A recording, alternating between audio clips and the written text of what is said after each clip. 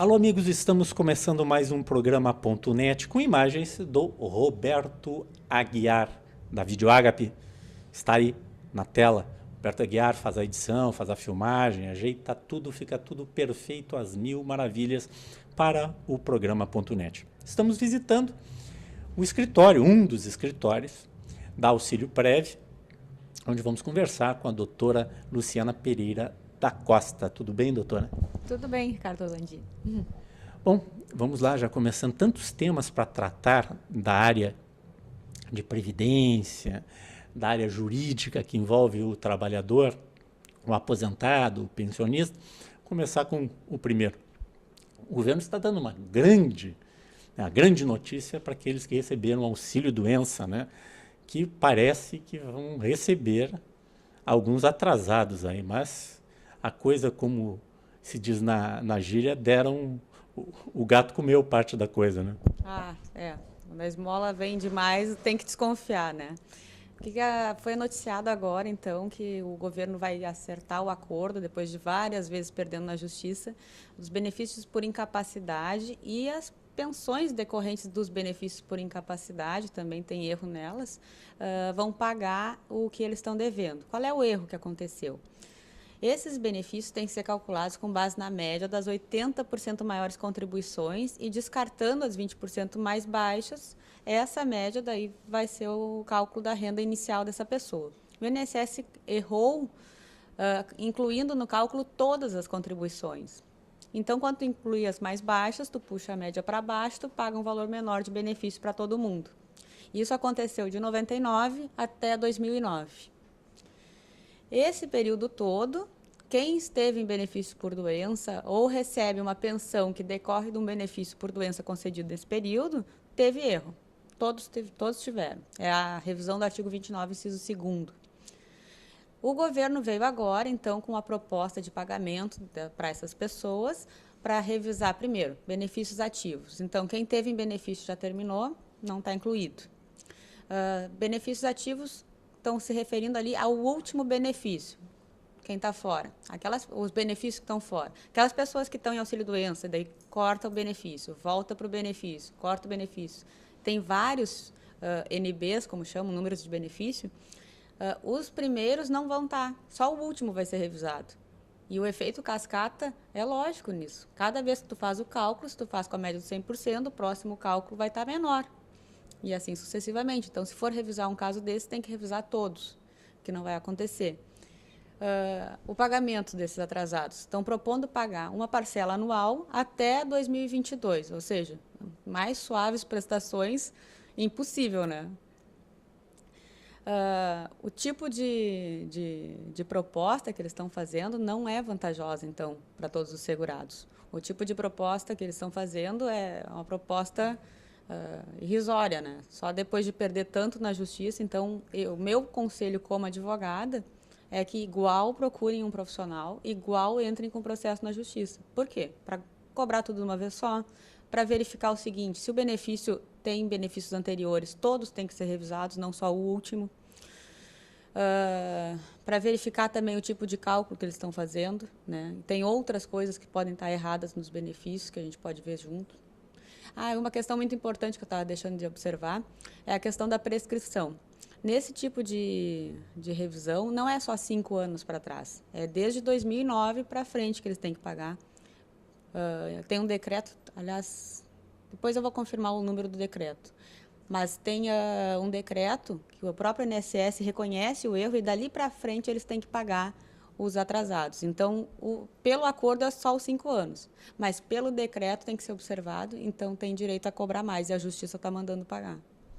Então, doutor, essa informação que a senhora está passando, ela é uma informação, uma decisão administrativa do INSS, não transitou em julgado, eles não passou na justiça definindo isso como o correto. Eles estão propondo fazer um acerto com essa proposta indecente.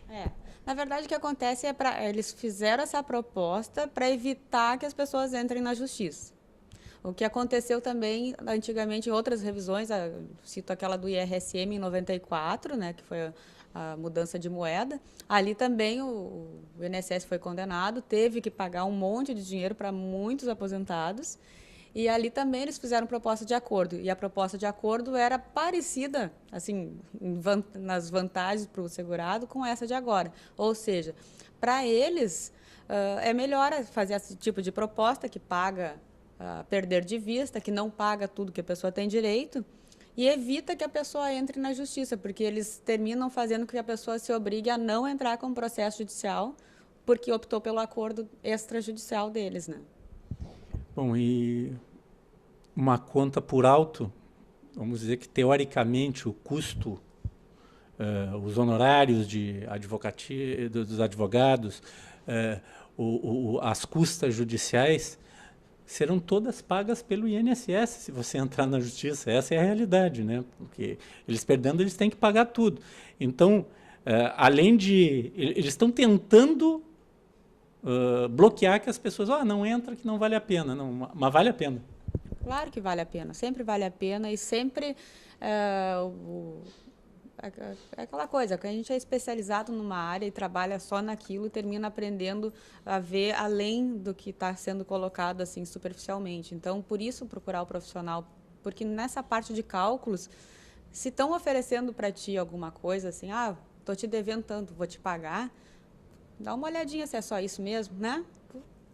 Só por precaução, a mesma coisa que vale aqui. O INSS nunca dá dinheiro a mais para ninguém, né? O governo nunca dá dinheiro a mais, né? Não existe isso. Quando resolve pagar, vamos dar uma olhadinha, vamos conferir essa conta. Por que eles estão resolvendo pagar para mim assim, tão bonzinho agora? Não é tão simples assim, não. Bom, aí tem. Então você consulte um especialista e no caso o escritório Auxílio Prev trabalha nessa área. E o Roberto Aguiar vai passando aí os telefones do Auxílio Prev. Aqui em Porto Alegre são 3 locais, né, doutora, e mais Canoas, né? Isso, até tem uma novidade. Novidades? Novidade nas localizações. O escritório que estava funcionando ali na Protásio Alves, perto do INSS, eu encerrei as atividades dele agora no final do ano 2012 e vou ficar só com aqui a Bento, com o centro, que a gente mudou da sala 11 para a sala 65, agora, porque antes era alugada, agora é própria, né? Parar de pagar aluguel. E ali em Canoas continua no mesmo lugar também. Só a Protásio que a gente encerrou as atividades, porque ali tinha menos movimento do que qualquer outro ponto de escritório. E as pessoas que estavam trabalhando lá na Protásio estão sendo mais úteis aqui junto com a equipe. E os clientes que a gente tinha lá, a gente entrou em contato com todos, estão sendo todos bem atendidos, né? Nos outros escritórios foram remanejados, então só teve essa alteraçãozinha aí. Perfeito. Doutora, uma das coisas que, pode-se dizer assim, lendas da aposentadoria, dos benefícios, é aquele negócio, olha, mas eu pagava, quando eu estava na ativa, sobre 20 salários mínimos, e hoje eu não ganho 20 salários mínimos. O meu marido, a minha esposa, recolhia sobre 20 salários mínimos, e hoje eu ganho R$1.000, R$1.500, valores em torno disso, aí R$2.000. Por que essa diferença? Então, eu entro com uma revisional, eu vou ganhar os 20 salários mínimos, a números absolutos, hoje 20 salários mínimos daria em torno de R$15.000, R$16.000, né? Quem recolheu por isso. Vamos colocar a verdade, os pingos nos is dessa história dos 20 salários mínimos que a pessoa fez, e até tem casos mais absurdos.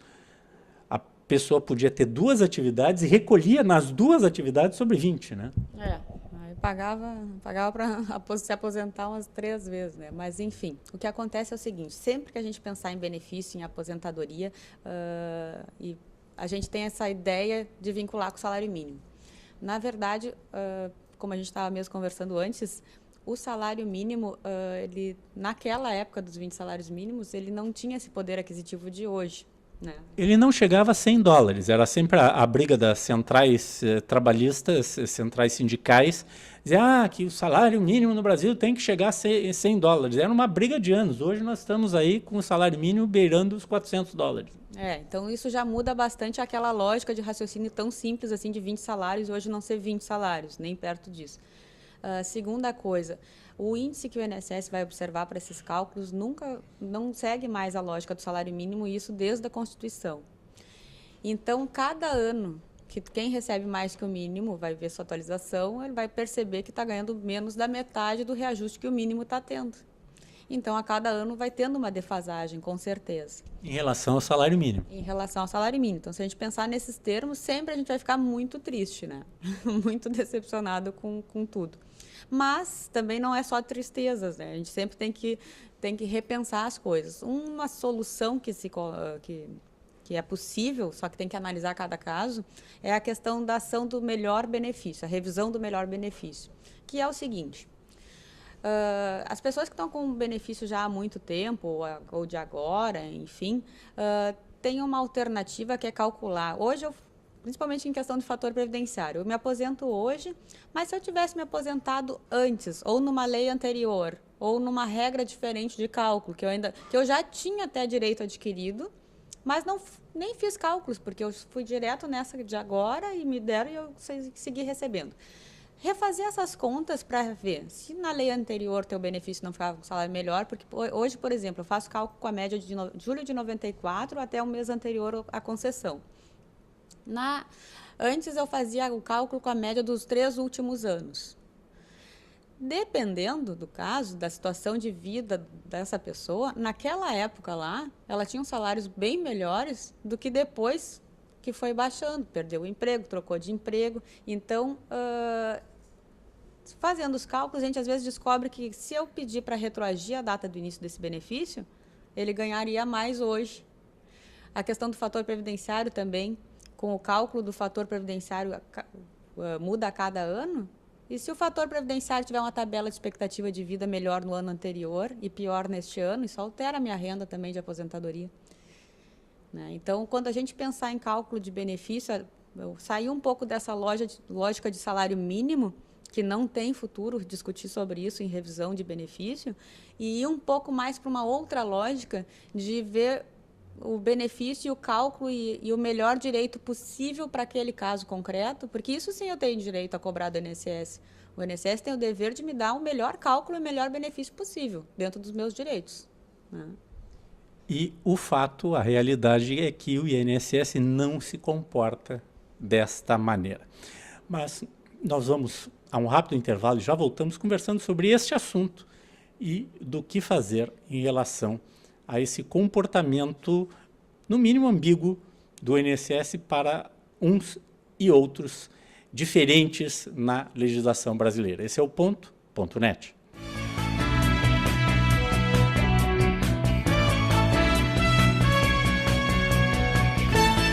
Venha conhecer o Box 21, um ambiente aconchegante onde o melhor da gastronomia espera por você. Saboreie o delicioso filé à parmegiana e o sanduíche aberto Box 21. Conheça a bacalhoada, uma das tantas atrações do Box 21. Filés, peixes, vinhos, petiscos e, é claro, um chopp bem gelado. Ah, e tem sobremesas caseiras também. A melhor opção para o seu happy hour. Traga seus amigos. Venha com sua família. Box 21, Rua Carlos von Koselitz 304, em Porto Alegre. Reservas pelo telefone 51 33 25 51 21.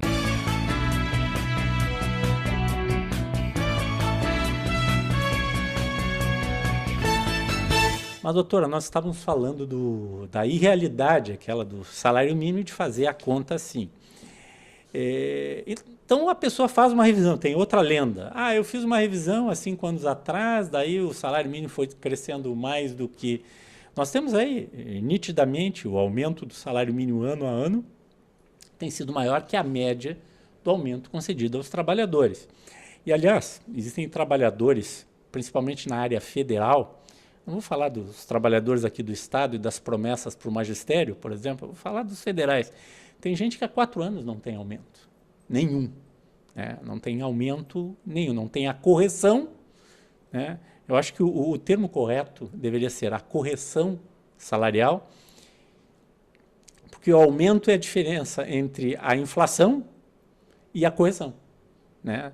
Se o aumento for acima da inflação, que não tem acontecido nos últimos anos. E tem gente que não tem nenhum aumento. Vamos pegar, por exemplo, os militares que há 4 anos não tem nenhum aumento. Militares e outros, né, que não tem aumento no âmbito federal.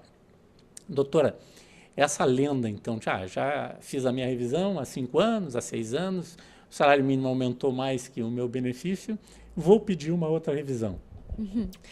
Isso aí não está certo, mas assim, é aquela história, né? Às vezes atira para um lado e termina atira errado e acerta, né? O que acontece? Por este motivo não vai conseguir revisar, porque o salário mínimo, como eu disse, não vai ser motivo de revisão, não tem como um juiz determinar que teu benefício, o INSS vai ter que observar o índice do salário mínimo. Isso não existe, está contra a lei, não tem como. O que pode acontecer, e é isso sim, é que o INSS tenha calculado errado, e aí a gente fala errado, tem vários tipos de erros. A gente fala erro de cálculo na concessão, a gente pode ter erro de contagem de tempo que interfere no cálculo da renda inicial, deixou de contar tempo rural. Mais comum é deixar de contar atividade especial, e especial estou falando atividades com insalubridade, com exposição a agente nocivo, que foi lá encaminhado e o INSS contou como atividade comum, e aquilo geraria mais tempo, que daria uma renda melhor, mesmo no benefício de aposentadoria já integral. Tem diferença quando tu conta mais tempo, porque tem o fator previdenciário, e o fator leva em conta tempo de contribuição, expectativa de vida, uma série de fatores. Quanto mais tempo tu tiver, melhor fica teu cálculo do fator previdenciário, mais próximo da tua média de 100%, provavelmente tu vai ficar. Então, a pessoa vai atrás achando, faz 5 anos que eu revisei, vou entrar de novo com uma revisão. Não é bem por aí a lógica, mas pode dar certo pelo seguinte: ela foi numa oportunidade para revisar, aquelas revisões, vou chamar assim de massa, que todos estavam fazendo, o advogado terminou tratando do caso dela como um caso de massa e entrou só para reclamar aquilo ali. E não observou se o tempo estava contado todo corretamente, se atividade especial foi observada, esses outros detalhes. Neste caso, ela fez uma revisão e tinha outras coisas ali escondidas que não foram vistas, e isso pode ser visto, aí gera uma segunda revisão. Aí ela fala para o vizinho, já revisei, depois revisei de novo, ganhei de novo, revisei de novo, ganhei de novo. Claro, porque cada motivo de revisão teve um erro ali por trás específico do caso dela. E o vizinho vai querer também, né? E aí o vizinho chega no escritório, mas o outro ali ganhou. A segunda revisão também quer, mas o seu caso não tem aqueles erros que tinha no caso dele. Então, isso que às vezes tem que entender. Por isso que eu digo, na dúvida, procura o advogado, um especialista nessa área, para fazer as contas de novo e verificar. Mas pode ser que não tenha e que o outro tenha. E isso não quer dizer que está errado também, porque cada motivo é um motivo de revisão, né? Bom, vou dar um exemplo aqui. Você encontra um amigo, uma amiga, depois de alguns anos, e ela diz para ti, te lembra aquele período que a gente trabalhou lá na Secretaria da Saúde, no hospital tal? Pois é, tu sabe que eu consegui lá anotar a insalubridade? Eu disse, como assim? É uma revisão, né? E uma revisão para maior bem grande, né? Sim, com certeza. Muitas vezes faz muita diferença. Assim, tu imagina que para o homem o mais comum é a aposentadoria de 25 anos para o homem e para a mulher, né? Para o homem, a consequência dessa de 25 anos é aumentar 40% o período. Vamos dizer que tu trabalhou 10 anos nessa tua hipótese, os 10 anos virariam 14 anos. Né? Então, aumentaria 4 anos. Vamos dizer que essa pessoa estava aposentada proporcional, né? Não era integral. Aí, com mais 4 anos, fechava integral, sobrando tempo. Já vai para uma aposentadoria integral e já calcula o fator previdenciário diferente. Dá uma diferença assim, no salário dela. E recebe a diferença do período que recebeu a menor? Aí, nesse caso, vai receber os 5 últimos anos, né? E dali para frente o reajuste. O tempo que passou 6 anos para trás não ganha mais, né? Isso ficou para o governo. O contribuinte sempre acaba se ralando. Agora, o benefício da Previdência não é um favor do governo. Tá? Todo trabalhador recolhe. Tá? Inclusive, outro dia eu conversava a questão dos militares com um especialista na área, e ele me dizia, olha, muita gente confunde achando que é um benefício que se deu aos militares, aquela pensão vitalícia para as filhas de militares. Não é. Não é, porque aquilo eles pagam a mais do seu soldo, do salário que recebem, para ter aquele benefício. São poucos militares que ainda têm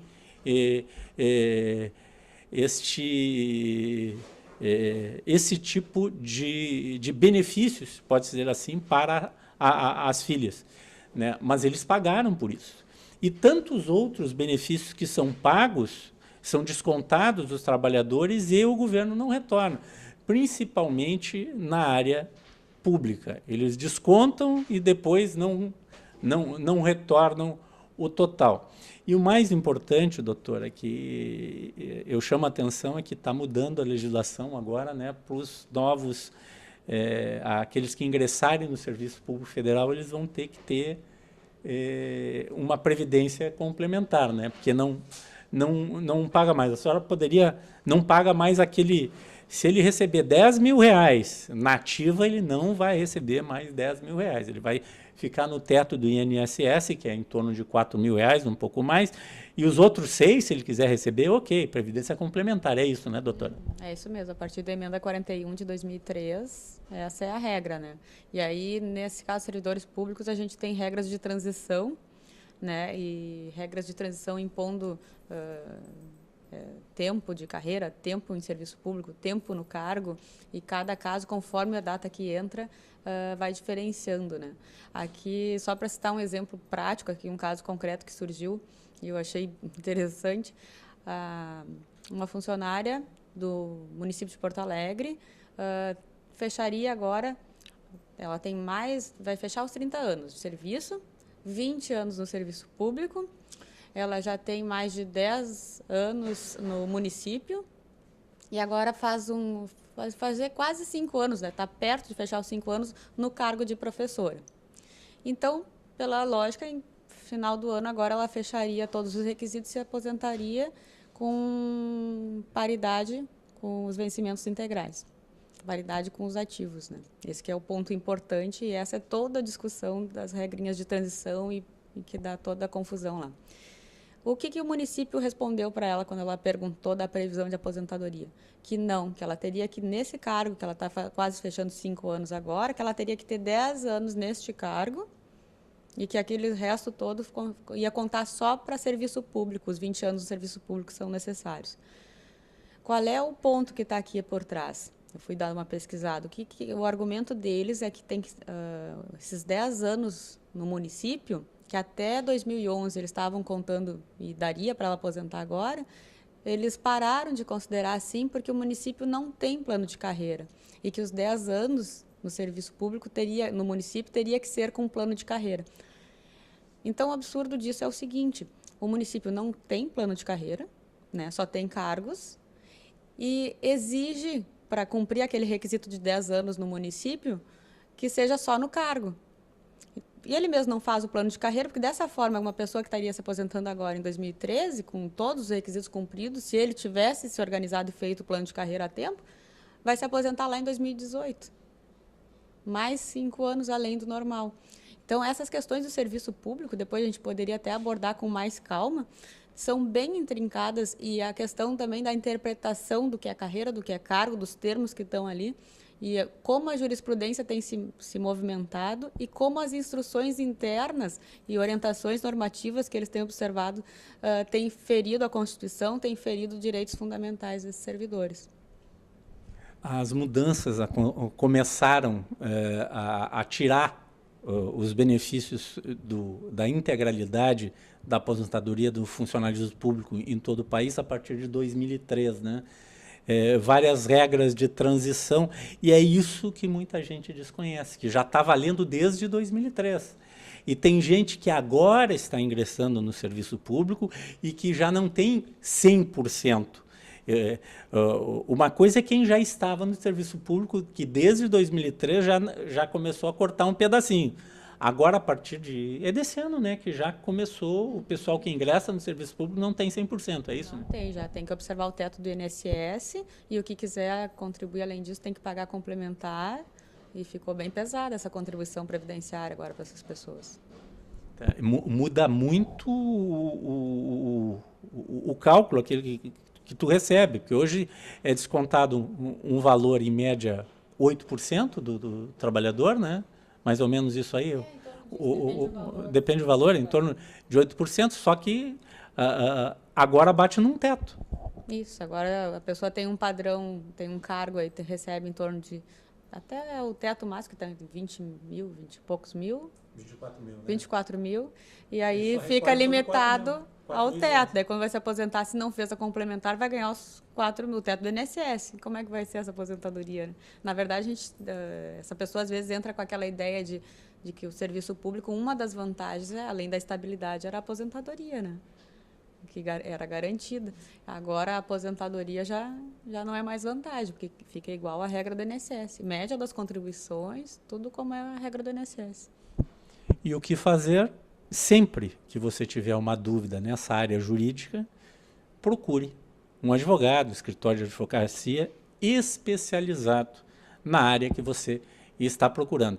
E uma coisa que a doutora sempre alerta ela e a sua mãe, né? Diz a mesma coisa, guarde tudo, guarde carteira do trabalho, guarde recibo, contra-cheque, tudo certinho.